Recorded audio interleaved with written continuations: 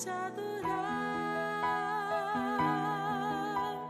Foi que eu nasci, quero viver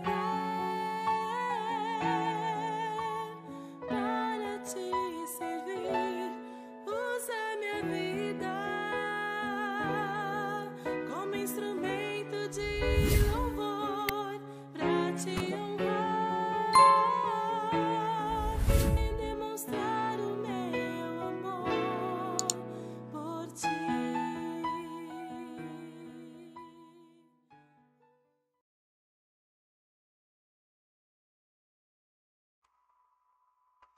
Bom dia, bom dia. Começando mais um Café e Comunhão.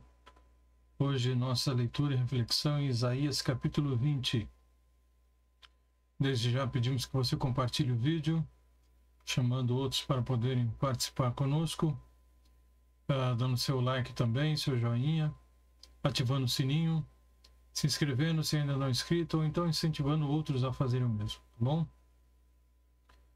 Isaías capítulo 20 é um capítulo cheio de simbolismos. E para compreender o simbolismo e a profundidade da profecia de Isaías capítulo 20, então, é imperativo que primeiro nós analisemos o contexto histórico e geopolítico desse capítulo, ok? Então vamos começar a leitura para podermos entender um pouco melhor sobre esse significado. Diz aí, no ano em que Sargom, rei da Síria, enviou seu comandante em chefe para conquistar a cidade de Asdod, da Filístia, Filístia, o Senhor disse a Isaías, filho de Amós: tire o pano de saco que você está vestindo e as sandálias que está calçando. Isaías obedeceu e passou a andar nu e descalço.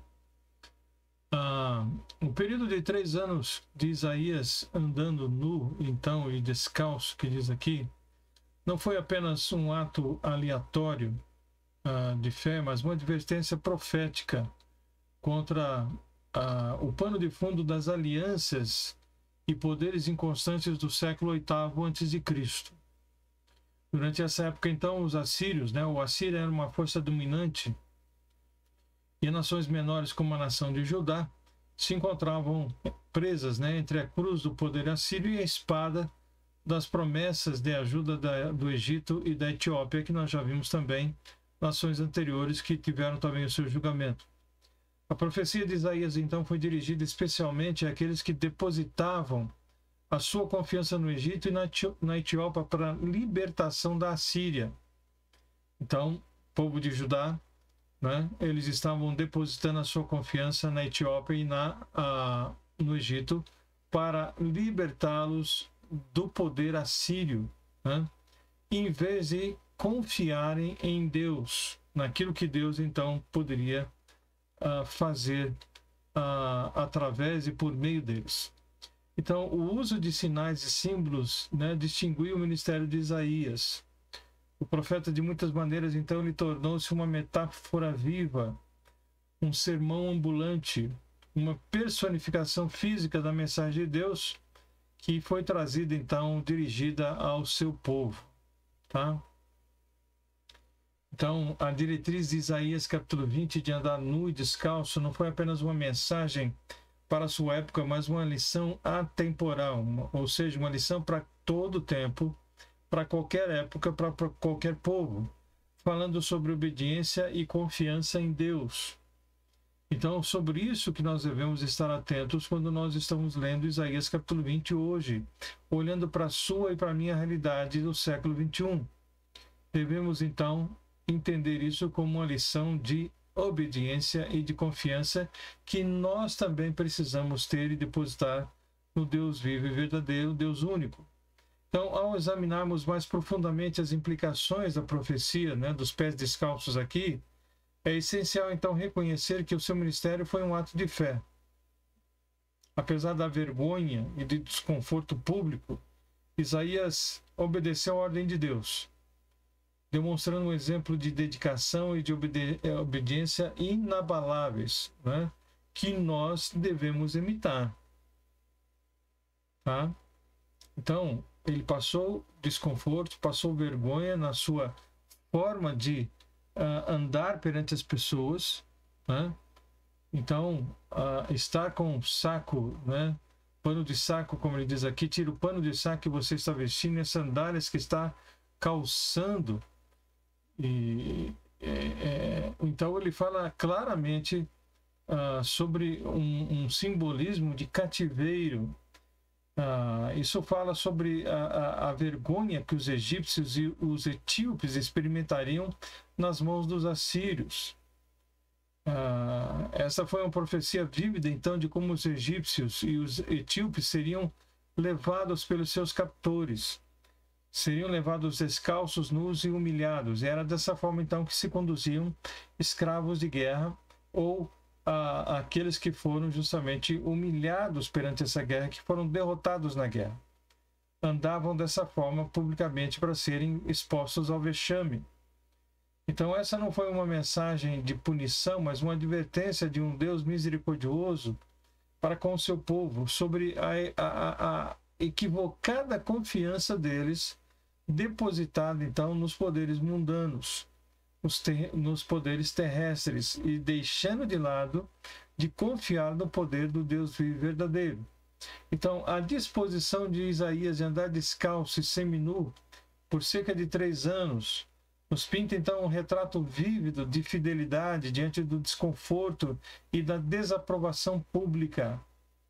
Isaías cumpriu fielmente as instruções de Deus, incorporando a profundidade da sua dedicação a Deus.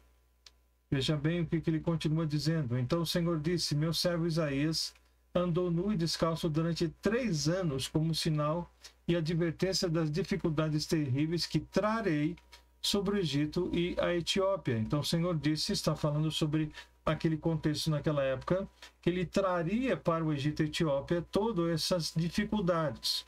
E que então Isaías andaria durante um período de 3 anos como sinal de advertência. Ele era então uma visão pública daquilo que aconteceria com o Egito e com a Etiópia. Então Deus nos chama não para um cristianismo confortável, mas para um cristianismo transformador e integral. Uma relação que pode contrastar fortemente com os valores, né, e expectativas do mundo, que são completamente diferentes daquela maneira como Deus enxerga as coisas.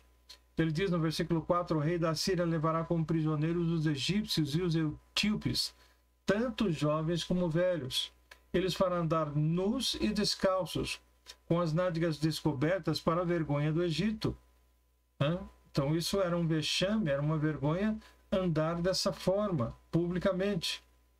Então, ele deixa claro essa responsabilidade de Isaías personificando essa situação, sendo uma figura clara daquilo que aconteceria então àqueles que depositaram a sua confiança nos poderes mundanos terrenos e deixaram de confiar no Deus Todo-Poderoso, tá?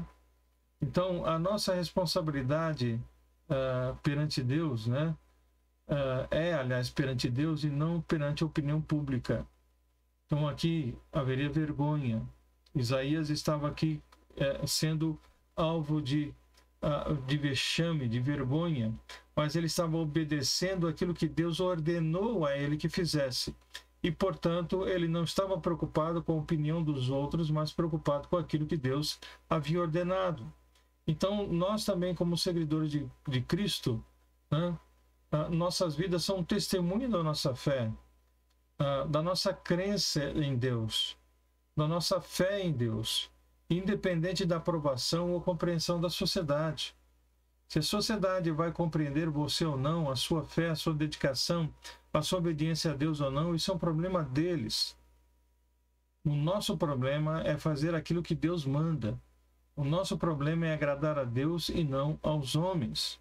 E isso, então, é muito importante. O versículo 5, ele diz: então os filisteus entrarão em pânico, pois contavam com o poder da Etiópia e se gabavam de seus aliados no Egito. Então, ele está falando agora especificamente sobre os filisteus, que serão, então, derrotados. Ele, no começo, fala sobre a cidade de Asdod, que foi derrotada e que era uma porta de entrada para o Egito, e ali também próximo a Judá. Então essas palavras proféticas aqui, elas refletem uma advertência sobre a confiança equivocada, então, né? A confiança nesse poder terreno. O ato simbólico aqui de Isaías de andar então nu e descalço serviu como uma mensagem divina para o povo de Judá de que era inútil buscar ajuda no Egito e na Etiópia. Os filisteus foram derrotados e também todos aqueles de Judá e de outros povos que confiavam em poderes terrenos também seriam derrotados naquele momento pelo poder maior, humanamente falando, que era o poder da Síria. A mensagem, então, que nós podemos ter aqui subjacente, que é nos fazer lembrar, então, que nenhum poder mundano pode resistir aos planos de Deus. Nenhum. Tanto no passado, como no presente e também no futuro. Nenhum esforço ou aliança humana pode nos livrar como Deus pode nos livrar. E ninguém pode se livrar do poder de Deus ou das mãos de Deus. Nossa confiança deve estar enraizada somente em Deus, que é a rocha eterna que nunca falha e que não pode ser removida por ninguém. Então, apesar dos poderes terrenos que parecem reinar, o capítulo aqui 20 nos lembra que é Deus quem controla a história. Apesar de tudo que aconteceu no passado, está acontecendo agora no nosso presente, acontecerá ainda no futuro, quem controla a história é nosso Deus. Acredite você ou não nisso, ele tem um controle sobre as nações. Ele levanta nações e derruba nações de acordo com seu plano e de acordo com seu tempo, de acordo com seus propósitos. Em uma época que os eventos globais podem parecer também tão avassaladores, tão contundentes, tão pesados, né? É um conforto muito grande para cada um de nós. Sabemos de que Deus está no controle de tudo isso. Apesar de todas as dificuldades que nós estamos enfrentando como nação, como governo, né? E posteriormente as nações no mundo inteiro, apesar de todo o caos que nós estamos vendo acontecendo pelo mundo, Deus continua no controle de todas as coisas. Isso não significa que sempre vamos entender os seus planos, ou que os seus planos vão se alinhar com o nosso conforto, com a nossa inteligência, com o fato de entendermos as coisas. Mas significa que nós podemos confiar na sua soberania, mesmo em meio à confusão e à incerteza que reina, né, ao nosso redor. Então, medo e confiança são os dois temas mais predominantes aqui do capítulo 20. O medo da Assíria levou o povo filisteu e também de Judá e outros povos a confiar no Egito e na Etiópia, em vez de confiar em Deus. O medo os levou a depender e a confiar em pessoas e não em Deus. Foi o medo que os levou a buscar soluções humanas em vez de soluções divinas, mostrando como o medo pode distorcer a nossa perspectiva e nos desviar do caminho correto, deixando então de olhar para o Senhor e olhando para as circunstâncias. Então, nós estamos colocando nossa confiança em Deus ou nós estamos permitindo que o medo nos empurre para soluções mundanas e insuficientes? A pergunta é a mesma hoje. A atitude deve ser a mesma de Isaías hoje.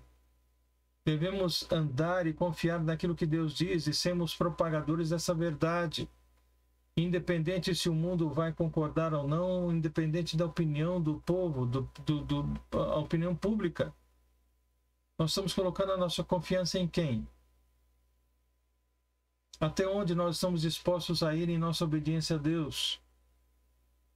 Isaías se tornou alvo de vexame, mas ele estava pronto a fazer o que Deus determinou. Podemos confiar nele mesmo quando seus caminhos parecem desconfortáveis ou confusos. Você pode ter certeza disso. Isaías tinha essa plena certeza e por isso fez o que Deus ordenou.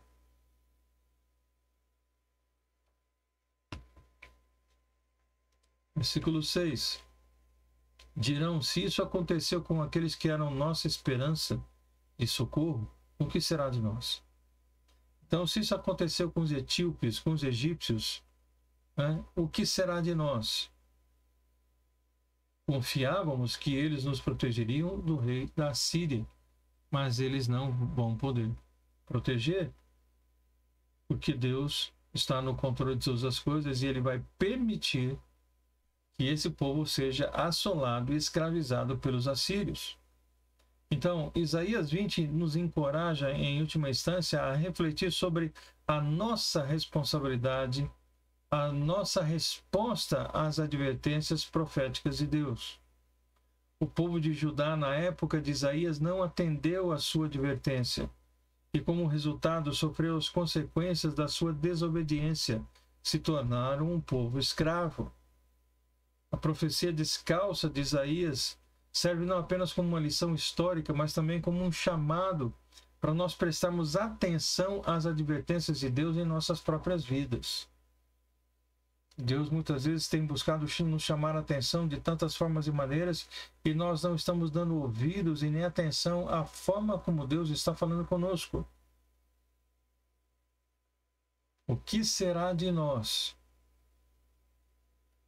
O que será de nós? Era essa a pergunta. Como vamos escapar? Se isso está acontecendo com eles, que eram a nossa esperança, então o que vai acontecer conosco? Nós confiávamos que eles nos protegeriam, mas eles não puderam nos proteger, porque o único que pode nos proteger é o Deus vivo e verdadeiro, em toda e qualquer circunstância, em toda e qualquer época, em toda e qualquer cultura. Então, o capítulo 20 de Isaías, meus queridos, mostra um quadro nítido das consequências da confiança perdida e da importância da obediência. Eles perderam a sua confiança em Deus. Eles desobedeceram a Deus por causa do medo. Mas nós precisamos voltar os nossos olhos para o Senhor e a sua palavra. Fazemos aquilo que Ele ordena, mesmo diante de desconforto e da desaprovação pública, muitas vezes.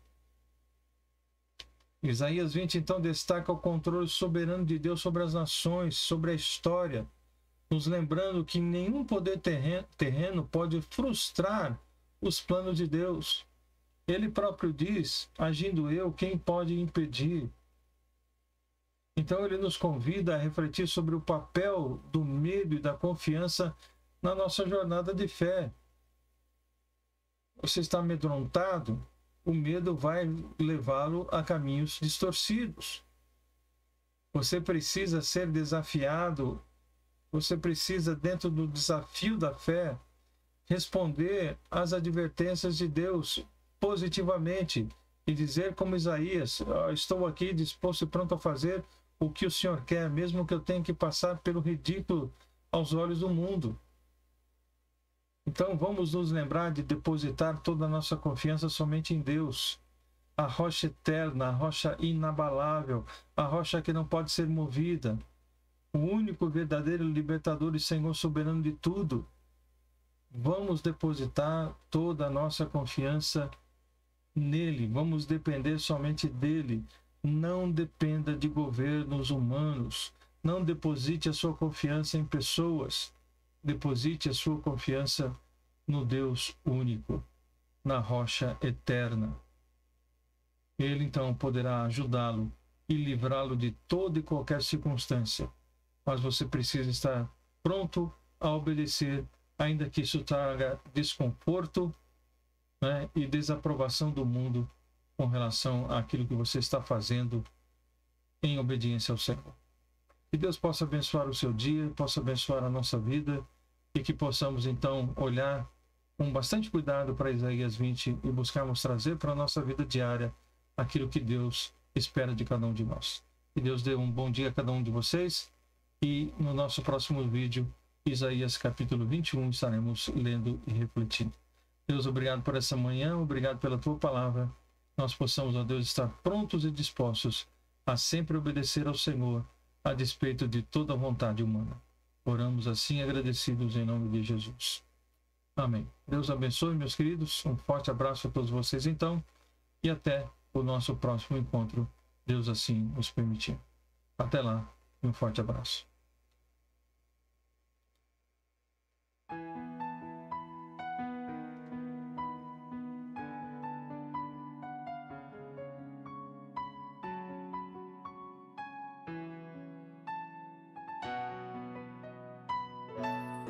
te adorar.